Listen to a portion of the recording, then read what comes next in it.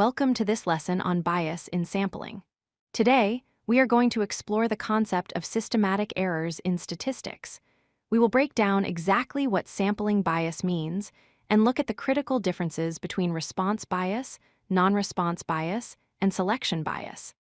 Understanding these concepts is essential for evaluating the quality of any data study.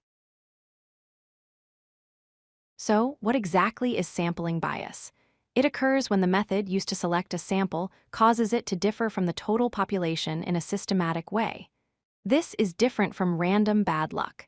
If your method is biased, your results will be consistently wrong in the same direction, no matter how many people you survey.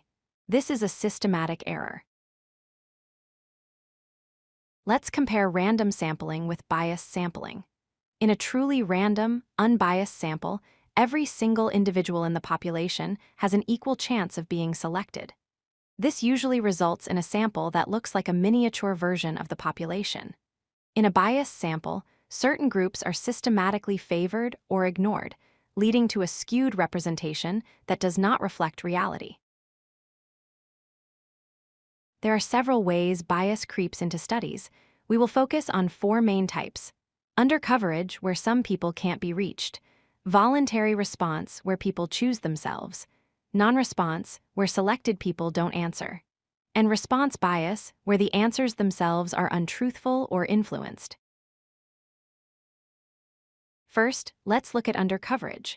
This is a type of selection bias. It happens when some members of the population are completely left out of the potential pool of respondents. A classic example is conducting a survey using only landline telephones.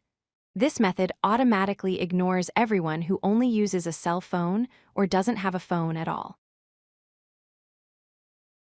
Next is voluntary response bias. This occurs when individuals choose themselves to participate rather than being selected by the researcher. Think of internet polls or call-in radio shows.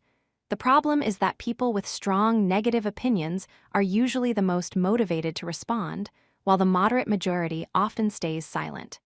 This creates a very distorted picture of public opinion. Non-response bias is slightly different. Here, the researcher selects a valid sample, but a significant portion of them cannot be contacted or refuse to answer.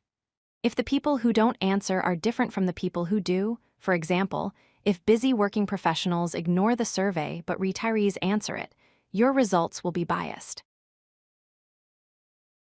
Then we have response bias.